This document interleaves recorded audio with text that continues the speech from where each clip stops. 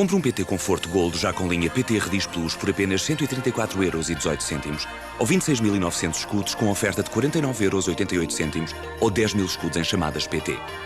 PT Comunicações. Ligada a si.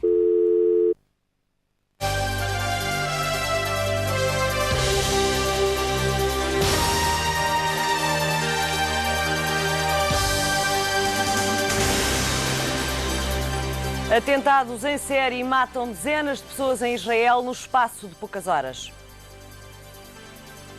Um jovem foi morto esta noite numa discoteca de Lisboa. A troca de tiros foi entre clientes. Taxa de alcoolemia é aproveitada em tempo de campanha. A oposição não poupa António Guterres. Lisboa voltou a acordar com a notícia de mais uma morte dentro de uma discoteca. Um tiroteio entre clientes provocou ainda um ferido grave. O autor ou autores dos disparos puseram-se em fuga. Às 5h30 da manhã, no segundo andar da discoteca LX Café, ouviram-se tiros. E o pior aconteceu. Um jovem de 19 anos morreu, outro, um amigo, ficou gravemente ferido. O autor ou autores dos disparos conseguiram escapar por entre dezenas de clientes e, sobretudo, conseguiram inexplicavelmente iludir os seguranças. Não se sabe ainda se o crime foi ou não gravado pelos sistemas de vigilância. Na verdade, não se sabe muito mais. Os pais e os 9 irmãos da vítima mortal ficaram 5 horas à porta da discoteca à espera de informações. O senhor sabe exatamente o que é que aconteceu aqui hoje? Eu não sei. Se você está em casa, estava em casa. Disseram que houve tiroteio, mas não sei. Se eu estava em casa, não deu conta de nada.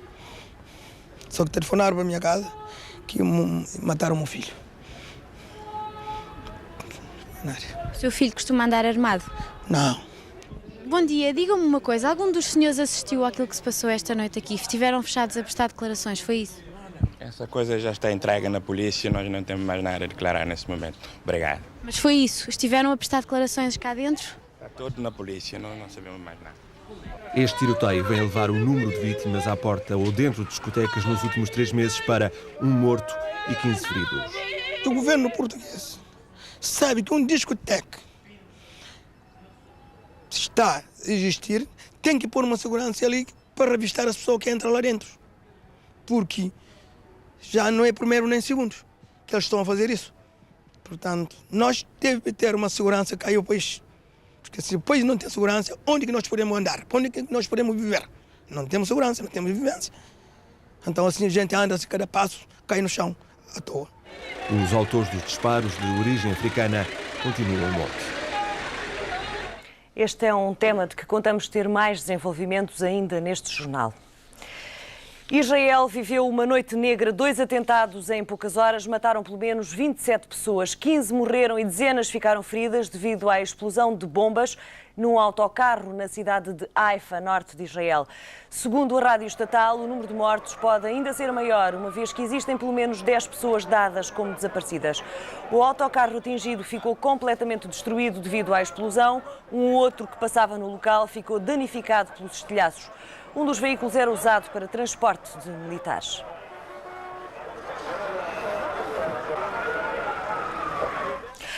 Os atentados ocorreram no espaço de 12 horas. Ontem à noite, pelo menos 10 israelitas e 2 homens-bomba palestinianos morreram na sequência de 2 atentados.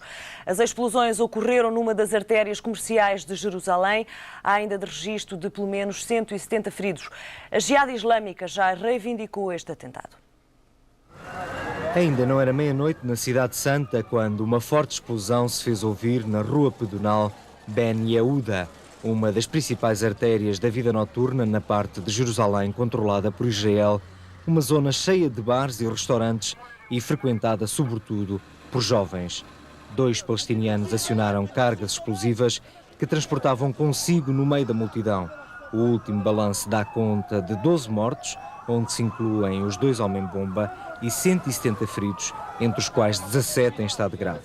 20 minutos depois, um carro armadilhado explodia na mesma zona. A resposta do governo israelita foi imediata e, mais uma vez, Yasser Arafat é o culpado.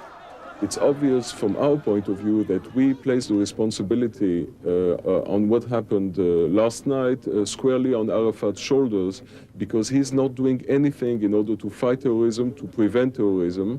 And on the contrary, we have the impression that he is giving very nice speeches when he is meeting foreign dignitaries, such as General Zinni, but on the ground it is exactly the opposite thing that happens. Hoje de manhã, a polícia israelita decretou o estado de alerta máximo, particularmente em Jerusalém, para onde foram destacados centenas de polícias. Já foram detidos alguns militantes da Jihad Islâmica e do Hamas na zona este de Jerusalém. We are under occupation. Occupation is the worst kind of slavery. The Jews, the terrorists of Jews, day and night killing our kids, our youth. So we are in confrontation with the terror of Jews who occupied our land, and we are defending ourselves, our people. O grupo radical Jihad Islâmica já reivindicou os dois ataques. Pouco depois das explosões, os escritórios da BBC em Jerusalém receberam uma chamada do grupo a reivindicar os atentados. De acordo com a BBC, a pessoa que falou ao telefone garantiu que estavam a ser preparados mais atentados contra Israel durante o Ramadão, que durará mais 2 semanas.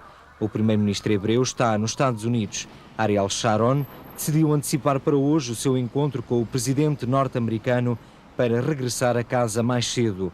Depois dos atentados, Bush pediu a Arafat para encontrar imediatamente os responsáveis por estas mortes. O gabinete de crise em Tel Aviv vai reunir de emergência e Israel promete mão forte para pôr fim ao terrorismo palestiniano. Em direto de Israel, o correspondente da SIC, Henrique Zimmermann. Boa tarde, Henrique. O balanço dos atentados desta manhã é ainda provisório. Quais são as últimas informações? Bom, ao que parece, o contacto estabelecido com Henrique Zimmermann não se concretiza.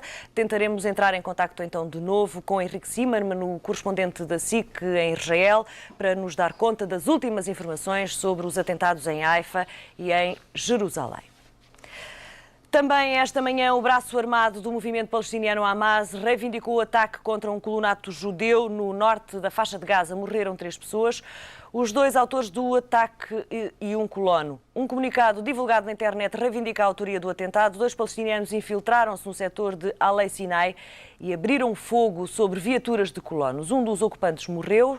Os 2 palestinianos foram imediatamente abatidos por soldados israelitas, segundo fontes militares citadas pela rádio pública israelita. 15 pessoas foram assassinadas na Colômbia. As vítimas viajavam num autocarro. Suspeita-se que os autores do massacre sejam de um grupo de paramilitares da extrema-direita colombiana.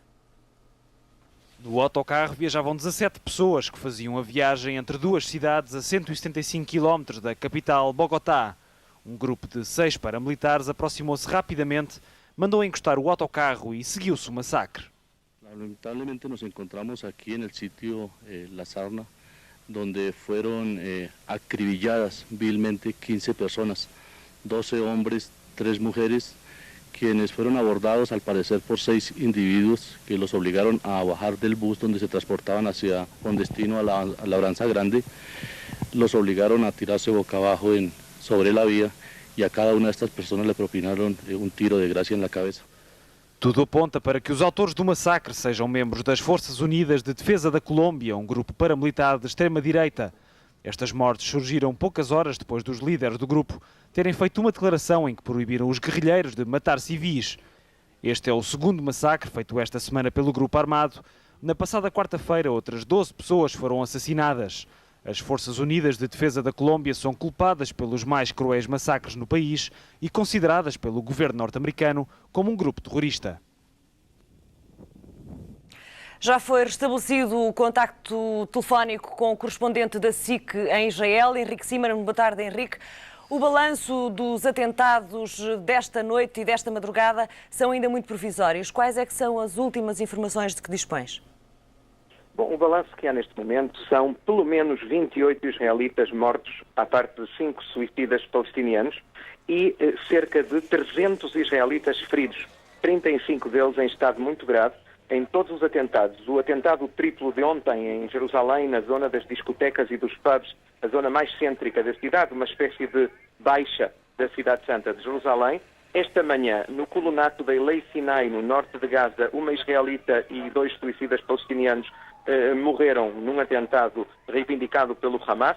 E há poucas horas, em Haifa, na terceira cidade mais importante do país, outro atentado reivindicado pelo Hamas, com a explosão de 2 autocarros públicos, 16 mortos e 38 feridos, 15 deles em estado grave. À parte disso, houve outros incidentes na fronteira entre Israel e a Cisjordânia, perto dos colonatos de Kadim e Ganim, ao lado de Jenin, na chamada cidade dos suicidas. Houve também um israelita que foi alcançado pelas balas de um comando palestiniano e outros incidentes também, disparos em Jerusalém Oriental, na rua Saladino, que é uma rua cêntrica da parte oriental da cidade, e no bairro de Quiló. Portanto, no país, podia dizer que se vive uma situação de emergência provavelmente sem precedentes. Eu não me lembro realmente, nos últimos anos, de uma situação como a de hoje, tanta violência e tanta morte em apenas 14 horas. E a grande pergunta é qual será a reação israelita. O Gabinete de Defesa está reunido em Tel Aviv, presidido pelo Ministro dos Negócios Estrangeiros, Shimon Peres, porque o Primeiro-Ministro Sharon está nos Estados Unidos, e o que dizem os ministros é que é preciso fazer tudo, absolutamente tudo o que seja possível, para evitar a continuação destes atentados, mesmo se isso vai despertar críticas internacionais. Henrique, consideras que esta onda de atentados poderá estar de alguma forma podem estar de alguma forma relacionados com o que se passa no Afeganistão? É possível que haja uma relação, pelo menos uma relação indireta. Os grupos integristas estão a tentar reagir, estão a tentar ganhar a opinião pública local, a opinião pública palestiniana. Eu acho que isto está mais relacionado com a política palestiniana interna. Os grupos integristas, Hamas e Jihad, aumentaram o apoio, ou recebem mais apoio da opinião pública palestiniana, nunca tinham sido tão populares como nos últimos meses, e acontece justamente o contrário. A autoridade palestiniana de Yasser Arafat está a perder popularidade. Alguns analistas pensam que esta onda de atentados em Israel, esta ofensiva sem precedentes do Hamas e do Jihad, pode estar relacionada com uma tentativa de fazer um golpe de Estado na autoridade palestiniana e que os integristas tentem assim ganhar o poder e provocar talvez até mesmo o exílio de Yasser Arafat. Obrigado, Henrique. Henrique Zimmermann, em Israel, onde atentados em série e incidentes nas últimas 14 horas mataram 28 pessoas e feriram cerca de 300, uma situação que deixa Israel em estado de emergência. Do Afeganistão chega a notícia da morte de mais 300 civis. Os bombardeamentos aéreos continuam ao mesmo tempo que os fuzileiros se instalam numa base aérea perto de Kandahar, o último bastião talibã. Por terra e por ar é o tudo por tudo para terminar de vez com o regime que apoiou um inimigo do mundo. Kandahar é o último reduto talibã e bem perto das portas da cidade, no sul do Afeganistão, os Marines norte-americanos e franceses já estão a postos para atacar. Uma tarefa totalmente diferente de qualquer treino. One thing I tell all the Marines is it's really seems romantic and kind of sexy to go into combat and do something, but one day that you can spend in an environment not like this is a good day. So I think the general, consensus around here is the Marines would rather stay home than come out here. Ao mesmo tempo que as forças terrestres avançam, os raids aéreos não param. Esta manhã há quem fala em 13 pessoas mortas em bombardeamentos ao aeroporto de Kandahar. Mas a última noite foi particularmente violenta. Em Jalalabad há relatos que dão conta da morte de mais de 20 pessoas e pelo menos 18 feridos. Pessoas que se encontravam nas montanhas na região de Tora Bora, onde se julga estar Bin Laden, bem escondido, num refúgio forte e subterrâneo. Como puderam constatar na apresentação desta notícia, falei da morte de 300 civis, quando na realidade me queria referir à morte de 30 civis. Foi um lapso de que peço desculpa. As delegações afegãs em Bona deverão chegar a um acordo final sobre o futuro político do Afeganistão já amanhã. As várias fações presentes já aceitaram a criação de um governo interino composto por 31 membros. As negociações em Bona vão ser prolongadas por mais um dia. Apesar do aparente consenso, existem ainda algumas divergências devido às grandes divisões entre as representações afegãs, em particular dentro da Aliança do Norte. A única proposta, aceita por todos, prevê um governo interino de 31 delegados e a eleição de um primeiro-ministro. A dificuldade neste momento é escolher os nomes que irão fazer parte do executivo. A delegação do rei afegão no exílio diz que Zahir Shah tem grandes probabilidades de vir a ser o novo chefe de Estado do Afeganistão. O antigo monarca poderia assumir o poder numa primeira fase na próxima primavera, altura em que reúne uma assembleia de notáveis afegãos. No entanto, várias fontes diplomáticas citadas pela agência France Press garantem que quer o monarca, quer o presidente posto do Afeganistão vão ficar de fora. Nem Zahir Shah nem Rabbani deverão assumir funções de chefe de Estado. As Nações Unidas gostariam de ver criado um Conselho Supremo interino com 120 a 200 membros, mas esta proposta foi posta de lado devido à dificuldade em encontrar dirigentes devidamente qualificados para preencherem tantos cargos. O novo governo multiétnico do Afeganistão só deverá ser conhecido amanhã.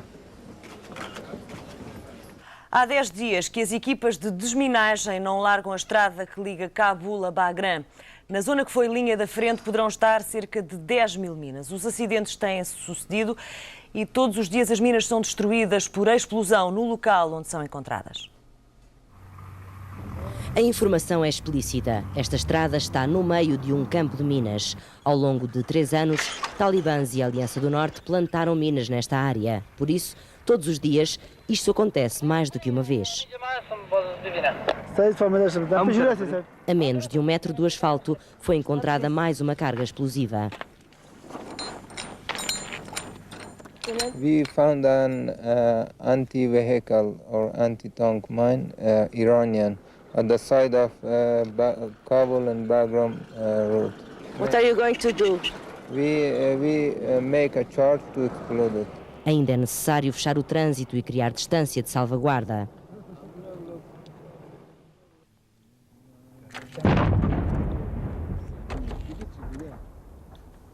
Todas as minas são destruídas, mal são encontradas. Pouco depois, um trânsito desenfreado lança-se de novo à estrada, que faz a ligação entre Cabul e o norte do país. Ao longo de 8,5 km, há mais de 400 homens a trabalharem na desminagem. Mesmo assim, os acidentes sucedem-se. The day before yesterday, early morning when we arrived, and next to the container, that side is a container, 2 children was on a donkey. They faced with an anti-personnel mine, and one was more injured and second was a little injured.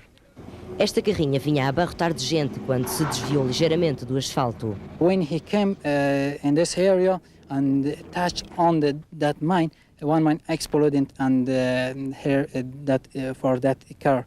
There was 17 passengers in this car, and that bus, after exploding, all of passengers was killed. Todos os dias, estes homens querem ganhar um pouco mais de território às minas.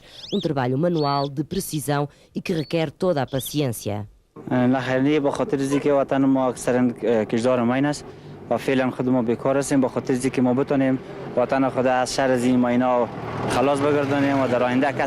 O Afeganistão tem fama de ser o país mais minado do mundo, embora não existam números que o possam comprovar. Mas a amostra é elucidativa. Just in this area we had information from local commanders and others, about 10,000 just in this side of the road, anti-personnel and anti-tanks laid. 10 milhões de minas é a estimativa para o país. Nesta área têm sido encontradas minas russas e iranianas de todos os tipos, ao lado e mesmo debaixo do asfalto. A sinalização é vital para evitar que a população corra mais riscos. É uma corrida contra o tempo para abrir caminhos seguros aos afegãos antes que desça a neve e impeça a desminagem. De qualquer modo, será necessário mais de 1 ano e meio para limpar toda esta área do armamento mais cobarde que existe, as minas. Cândida Pinto, João Duarte e Rui do O, SIC Afeganistão. No terreno, alguns representantes da Unicef ensinam as crianças a reconhecer e a evitar as minas que têm sido a causa de morte de muitas crianças em todo o território. Esta é uma escola em Cabul, mas aqui não se aprende a ler nem a escrever. Nesta escola ensina-se como sobreviver a um dos piores inimigos, as minas. Autênticas armadilhas para as crianças num país fortemente minado. Before the classes, they don't have any information, just they know the name of that is mine, but they don't know that it is dangerous, in which places they can find these things. So in these classes they will know everything. As crianças aprendem como identificar todo o tipo de material explosivo.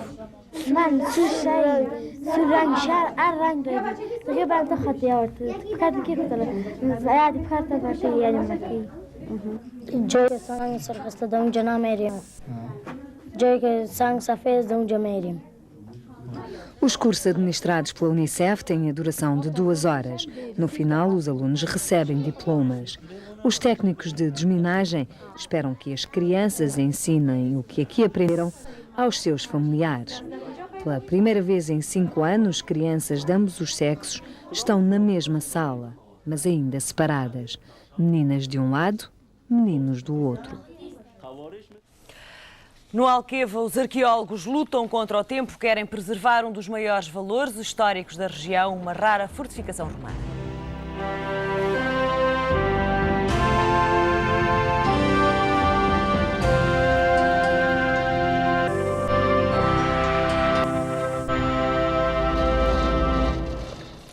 Grande parte das adegas e explorações agrícolas violam as regras de higiene e segurança no trabalho. É a conclusão do relatório da Inspeção-Geral do Trabalho, que durante o mês de agosto visitou 269 adegas cooperativas e unidades agrícolas durante a época das vindimas.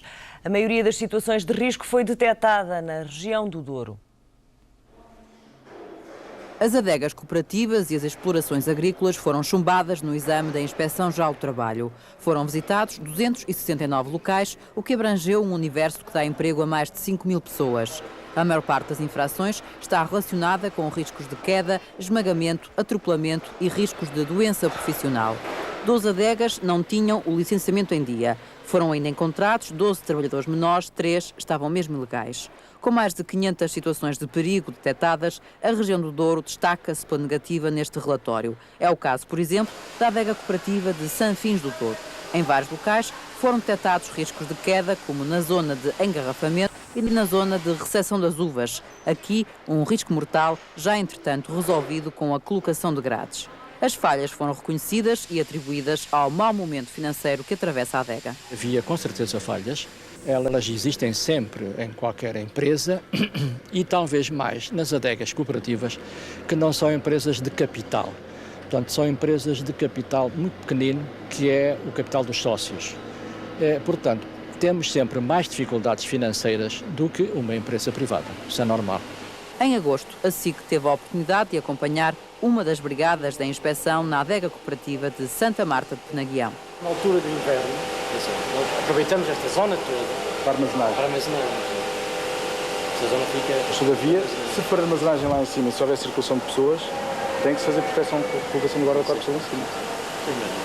Porque em termos de, vamos imaginar isto agora numa questão pedagógica. Sim. Em termos de atividade, iniciam-se as vindimas, se porventura um inspetor chega cá e vê ali alguém, a operação é suspensão.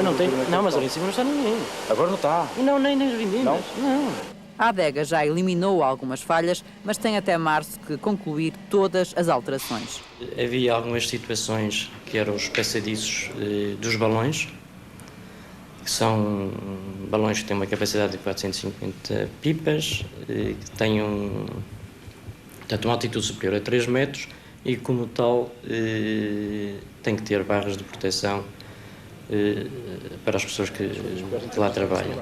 Daqui por 3 meses, uns inspectores voltam ao terreno. Agora ninguém leva multas, mas na próxima ação já não são aceitas desculpas. Hoje é o segundo e último dia da campanha de recolha de alimentos para o Banco Alimentar contra a Fome. Mais de 7.000 voluntários estão nos hipermercados. São verdadeiros doentes de tamanho normal para uma iniciativa gigante de solidariedade. A magia vem das palavras, não se cansam de explicar durante todo o dia que uma pequena ajuda vai alimentar a ideia de que é possível lutar contra a fome. Posso convidá-lo para contribuir para o Banco Alimentar contra a Fome. Basta dar algum destes alimentos sejam aqui, o que puder dar, não, compra lá dentro, insere dentro do saco e depois deixa a sair dali, é só alimentos. É difícil convencer as pessoas a levar um saco? Às vezes é. Mais por as pessoas não perceberem exatamente o que é que se lhes está a propor. Há muita gente que se dispõe a ajudar. E às vezes, por incrível que pareça, são as pessoas mais pobres quem mais contribui. À saída do supermercado estão as boxes de recolha onde a comida é depositada. Dádivas para quem mais precisa em 390 supermercados do país. Não é preciso muito, basta dar um pouco de cada um. O que eu desejo a essas pessoas, que todos eles recebam tudo muito, muito e muito, e que Deus lhes dê tudo quanto lhes precise, tudo que lhes faça falta. Dos supermercados, as carrinhas chegam às sedes dos 8 bancos alimentares do país. Em Lisboa, a azáfama é grande, um dia de muito trabalho vivido com emoção, apenas por dar uma ajuda. Os sacos chegam em boxes e são carregados para o grande armazém, oficina de trabalho de cerca de 600 voluntários. Por todo o país, mais de 7.000 pessoas esforçam-se por separar toda a comida. Mais parecem formigas a trabalhar em cadeia, com grande organização. Cada criança, cada jovem, cada mãe, pai, cada idoso tem uma tarefa específica. Ponho os arroz aqui para aqui e depois ponho ali dentro. Recolher os sacos do lixo do chão e depositar no contentor azul. Portanto, trabalha sempre no chão? Sempre no chão. Você separa as coisas, é isso? Estamos a separar as coisas cá ao fundo. Ouvi dizer que o senhor trabalha 8 a 10 horas por dia normalmente, em todos os dias, é assim? Praticamente, quase. O que é que faz? É voluntário? É voluntário e faz todos os serviços. O Banco Alimentar faz 2 campanhas de recolha por ano em supermercados e durante todo o ano trabalha diretamente com 920 instituições, organizações que sabem bem quem mais precisa. No ano passado, no Natal, recolheram cerca de 780 toneladas de comida durante um fim de semana, um enorme apoio para quase 200.000 pessoas que passam fome. Basta querer ajudar para construir um mundo melhor. É preciso pouco para ajudar muitos. E se cada um de nós der pouco de nós, podemos ajudar muitos. É isto que cada uma destas pessoas que aqui está quer mostrar. Em Portugal não há estatísticas sobre a fome e é por isso difícil falar de números. Pode apenas falar-se de pobreza. E comparado com os restantes países da Europa, Portugal está verdadeiramente na cauda da União. 2 milhões de portugueses vivem no limiar da pobreza, ou seja, praticamente 1 em cada 4 pessoas. O registro é estabelecido na equação entre os rendimentos e as despesas, tendo em conta a falta de emprego, o trabalho precário, a falta de habitação e, quando ela existe, a falta de condições sanitárias e ainda o que a sociedade tem para oferecer, mas as pessoas não conseguem obter. A pobreza aumenta à medida que diminui o nível de instrução, tem maior incidência nas famílias com rendimentos à base de pensões sociais, atinge mais os agregados representados por mulheres. A pobreza é mais visível nos centros urbanos, mas tem maior incidência no Portugal rural. Um estudo coordenado por Alfredo Bruto da Costa aponta a região de Lisboa e Val do Tejo como a de maior incidência de pobreza. 34% dos agregados pobres do continente vivem nesta região. Nas ruas de Lisboa, a pobreza é bem visível. Centenas de sem-abrigo têm como casa um banco de jardim. 24% dos portugueses vivem abaixo do limite estabelecido como aceitável. Na Europa, a percentagem é de 16%. Uma diferença também geográfica com a divisão norte-sul. Segundo um relatório do Departamento Europeu de Estatística, há mais pessoas pobres em Portugal e na Grécia e menos na Dinamarca, Holanda e Luxemburgo. Os 30 dias de dispensa de trabalho a que os candidatos autárquicos agora têm direito está a deixar algumas empresas em situação difícil. Na Covilhã, por exemplo, há uma empresa de lanifícios que deverá chegar ao fim do mês com mais de 60.000 contos de prejuízo. A empresa penteadora de Unhais da Serra tem neste momento 22 trabalhadores afetos a listas concorrentes às autárquicas, o que num universo de 500 funcionários até parece insignificante. Mas o que é certo é que esta empresa está a deixar de produzir por dia mais de 2.000 metros de tecido. Contas feitas, no final dos 30 dias, esta fábrica deverá ter um prejuízo a rondar os 60.000 contos. Uma situação que tem motivado as mais variadas críticas por parte dos industriais do sector. Obviamente a culpa não é deles, é de quem faz leis, sem pensar minimamente no que é a indústria. Nós, para trabalhar, temos de ter as pessoas presentes, não é como os senhores deputados que podem votar sem lá estar. Aqui ou as pessoas estão e produzem, isto produz só um minuto, ou não estão e é a produção que nunca mais se recupera. Em alguns dos casos, como na tinturaria, que em 2 postos-chave fizemos acordo com os trabalhadores para hora faltar um, hora faltar outro. Na tecelagem não foi possível e há de facto quebra de produção. E ainda mais num país que se diz preocupado com a sua produtividade. Chega mesmo a haver casos caricatos de trabalhadores que negociam com os patrões os seus dias de férias eleitorais. E outros há que até deixam de estar doentes para gozar em pleno. Temos até o caso de um trabalhador que estava de baixa, meteu alta para meter férias. Isto é uma coisa que é incrível e vamos a ver se quando acabar os 30 dias não volta outra vez para a baixa. A tudo isto, a Associação Nacional dos Industriais de Lanifícios responde com indignação e apela ao bom senso. Quer que a lei seja alterada, porque já basta de abusos. Há que ter o bom senso neste tipo de leis, fazer leis equilibradas e que prevejam que não possa haver abusos para este tipo de coisas. O pedido de revogação da lei já seguiu para todos os grupos parlamentares. Paulo Portas jantou ontem em Viseu. O líder do PP esqueceu por algumas horas a candidatura à Câmara de Lisboa para participar nas sessões de apresentação dos candidatos do seu partido na cidade e apelou ao voto dos militantes. A Distrital de Viseu juntou 500 militantes para o jantar. A falta de pontualidade de Paulo Portas proporcionou algumas conversas sobre o governo que ajudaram a esquecer o atraso do jantar. Eu acho que o Sr. Dr. Paulo Portas é uma pessoa compreensiva e cumpridora. Poderá faltar a todo mundo como qualquer outro pode faltar. O atraso é próprio da pessoa e é próprio da vida. Não se importa estar aqui ao frio? Eu? Nunca. Um beirão não tem frio, está sempre cheio de calor, quando está com as pessoas de quem gosta.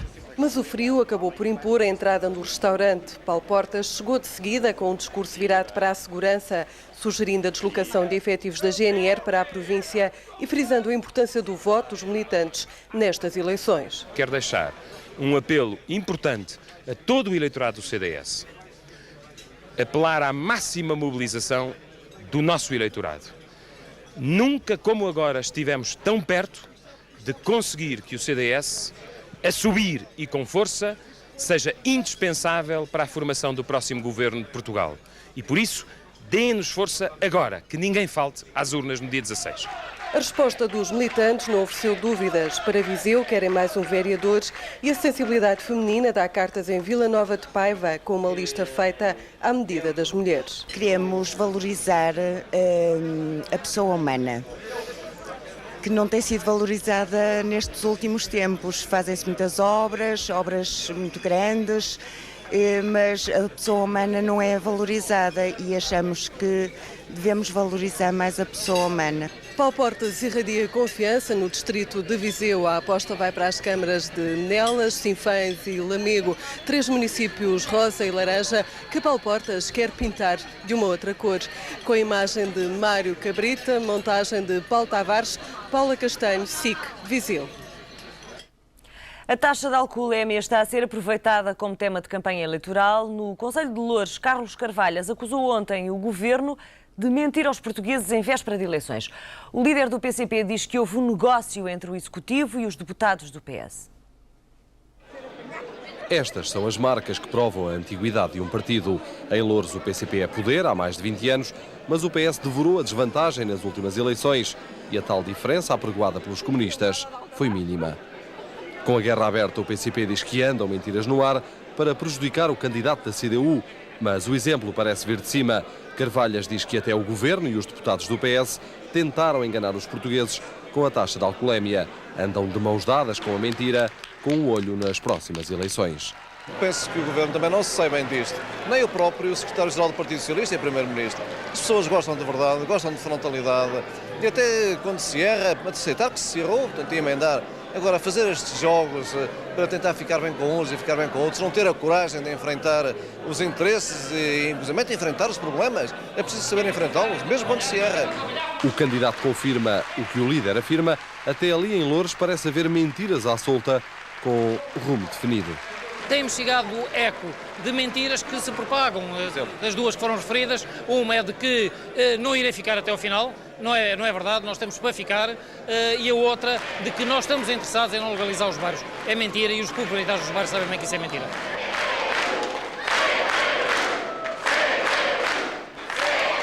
Loures é do PCP há mais de 20 anos, mas nas últimas eleições os socialistas ficaram muito perto. Consciente destas dificuldades, Carlos Carvalhas veio dar apoio a um candidato que nunca foi a votos. Adão Barata recebeu esta Câmara por herança no dia em que Demétrio Alves resolveu demitir-se, zangado com a forma como foi criado o município de Odivelas. Já lá vão 2 anos. Agora, Adão Barata tem de provar nas urnas que merece esta herança. Manuel Chaves, António Esteves, SIC. Em Tondela, num jantar com apoiantes, Durão Barroso também criticou ontem o comportamento de António Guterres no caso da nova taxa de alcoolemia. O líder do PSD considera que este é mais um exemplo de falta de rumo do governo socialista. O pavilhão municipal de Tondela estava cheio, é verdade, mas isso não é notícia. Este jantar-comício só seria inédito se Tondela tivesse desiludido Durão Barroso. Com a máquina laranja bem oleada, Durão Barroso é um líder otimista e está convencido que o PS e o Governo só lhe dão razões para isso. Veja-se o caso da suspensão da nova taxa de alcoolemia. O país precisa de um rumo, o país precisa de uma orientação. O primeiro-ministro de Portugal não pode ter sobre um problema 2 posições ao mesmo tempo. Não pode o Governo dizer uma coisa e o partido que apoia o Governo dizer outra. É por isso que vos digo que o PSD também tem defeitos. Nós cometemos erros, mas, meu Deus, que diferença! Com o Francisco Sá Carneiro, com o Cavaco Silva, uma coisa destas não podia acontecer, porque havia uma linha de rumo, havia uma estratégia, havia uma orientação para o país, as pessoas sabiam para onde iam. É uma constante no discurso de Durão Barroso, a insinuação de que este governo não vai chegar ao fim do seu mandato. 2003 será o ano normal de eleições, e eu não quero sequer imaginar o que seria se fosse ainda este governo que se tem mostrado tão irresponsável nos orçamentos que apresenta a elaborar e a propor o orçamento para um ano eleitoral. Nesse caso haveria o maior despesismo, haveria a maior demagogia. Por isso, espero no próximo dia 16 de dezembro um sinal daquilo que as pessoas querem e daquilo que as pessoas não querem também para o nosso país. Como é que é possível fazer eleições antecipadas? Bom, não vamos agora falar disso. O que eu digo é que espero um sinal da mudança para uma nova política e um novo governo no ano de 2002. A pergunta ficou sem resposta. Resta saber se, em 16 de dezembro, o eleitorado vai dar a resposta que Durão Barroso quer. Numas eleições autárquicas em que o PSD espera que os portugueses mostrem um cartão amarelo ao governo socialista, a mobilização e a motivação é bem importante. Para isso, nada melhor do que começar o que vai ser uma verdadeira volta a Portugal em concelhos de um distrito bem social-democrata. Raquel Alexandre com a imagem de Pedro Falé, edição de Paulo Tavares, a SIC em Tondela, distrito de Viseu. Agastado com este rol de críticas, o Primeiro-Ministro e também Secretário-Geral do PS já reagiu esta manhã em Porto Alegre, a cidade onde está a repórter Anabela Neves. Boa tarde, Anabela. Que resposta dá à oposição António Guterres? Bom, para já, interessa aqui dizer, de facto, boa tarde, Fernanda, que estamos em Porto Alegre, um concelho socialista, um dos poucos do Alentejo, onde o PS tem ainda a maioria. Naturalmente, António Guterres vai percorrer, termina aqui hoje o seu périplo pelo Alentejo para tentar dar uma força aqui nesta região que não é particularmente favorável ao Partido Socialista. Interessa saber, por exemplo, que o engenheiro Guterres vai percorrer o país todo, contrariando de alguma forma esta ideia de que vai levar com um cartão amarelo, como quer o PSD no dia 16? Não, vou percorrer o país todo porque, em primeiro lugar, há um desafio claro. Há mais cerca de 40 coligações do PSD e do PP, o que tornam as eleições mais difíceis para nós. E houve algumas indicações preocupantes em relação a alguns... E o PS pode perder as eleições? Em relação a alguns camaradas meus, e eu acho que tenho um dever de solidariedade, de os ir apoiar, dar a cara, de enfrentar as coisas, de assumir as responsabilidades, e é por isso que decidi, de facto, correr o país todo, mas correr o país todo para fazer uma campanha autárquica e pela positiva.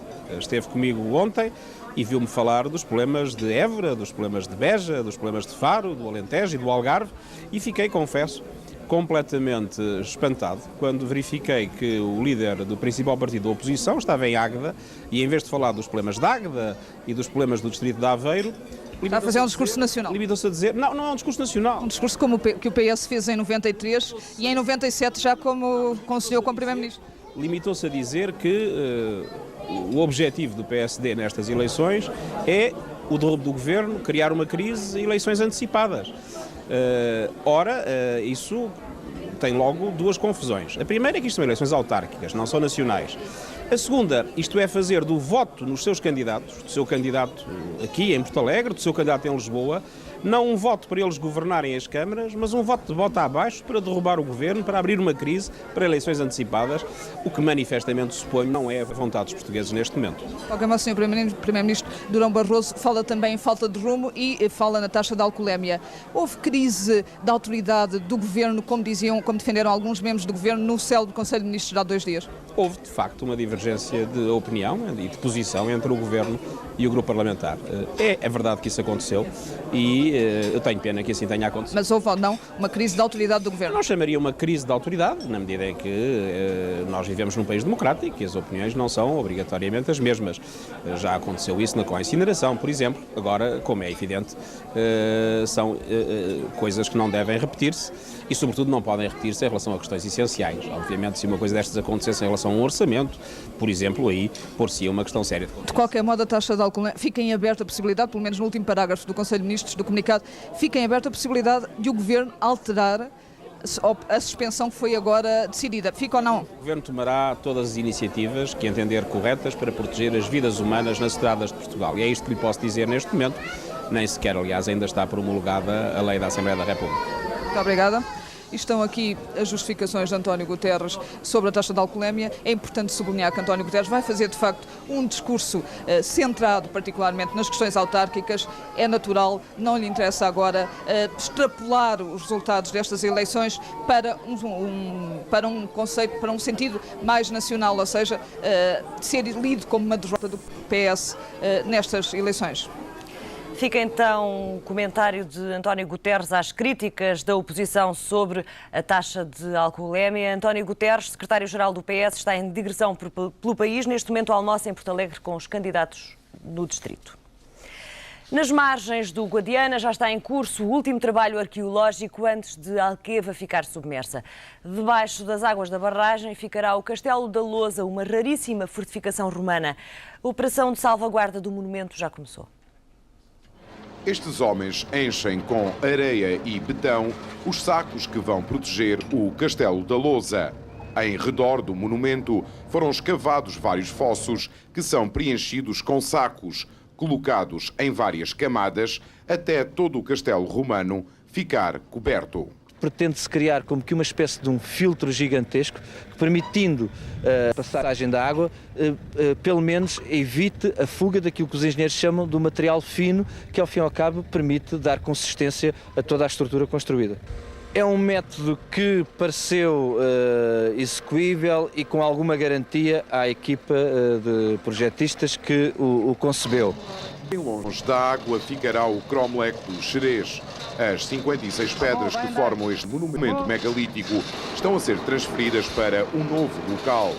Assim termina no terreno o estudo e salvaguarda do património das margens do rio Guadiana.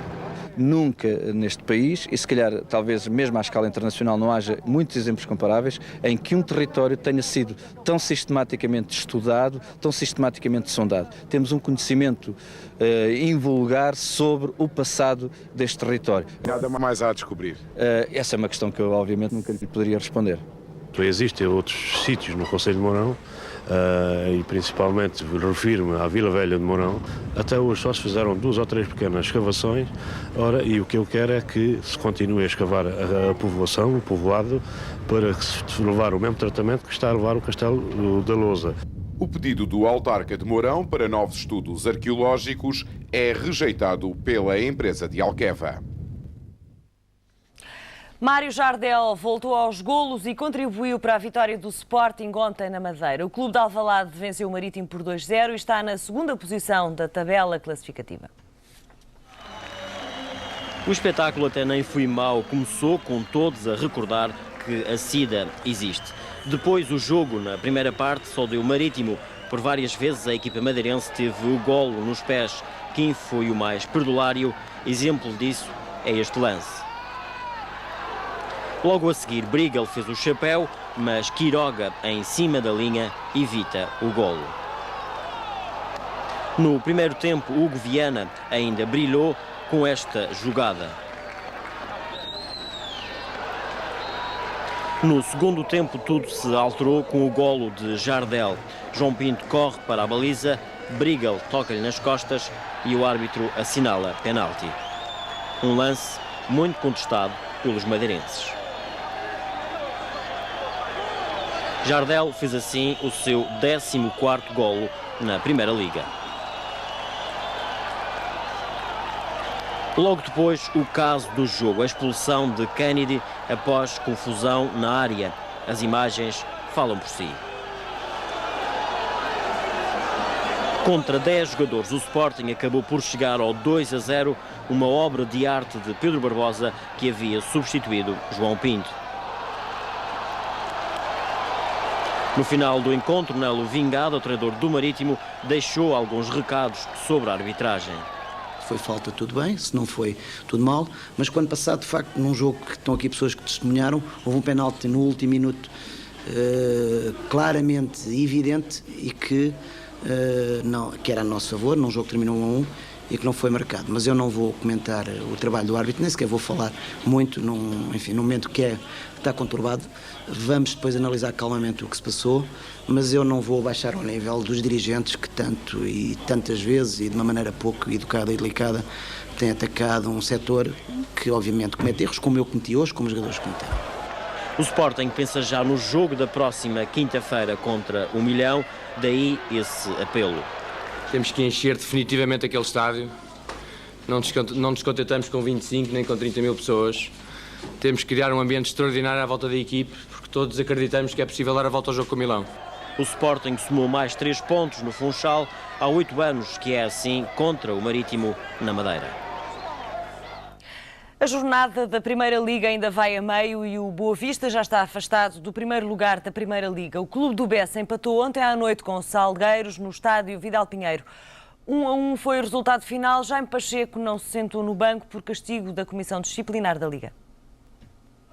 Foi da bancada que Jaime Pacheco teve de torcer pela equipa e foi dessa mesma bancada que aos 15 minutos viu Sanches marcar o primeiro golo na sequência de um penalti. Uma falta de Emerson sobre Márcio Santos, que o número 37 do Boa Vista não perdoou.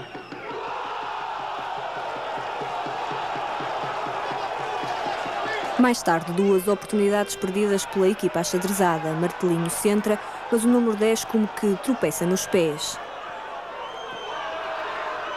Minutos depois, a situação repete-se. Márcio Santos volta a não conseguir controlar a bola.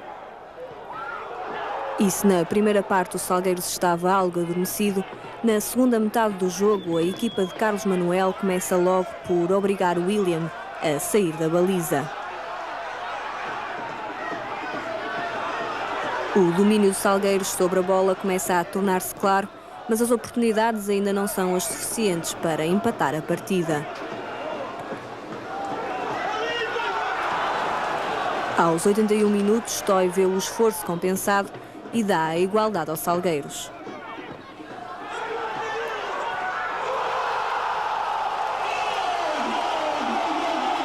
A grande oportunidade do Boa Vista na segunda parte tem Alexandre Golar como protagonista, que acaba por não responder da melhor maneira ao cruzamento de Sanches. Em cima dos 90 minutos, o Salgueiros ainda tem tempo para pregar mais uns sustos à equipa de Jaime Pacheco. O Boa Vista afasta-se agora do primeiro lugar, fica a 2 pontos do Futebol Clube do Porto. No Porto chove quase sempre ao fim de semana. O fenómeno já está a ser estudado, conheça os resultados, já a seguir ao intervalo, então até já.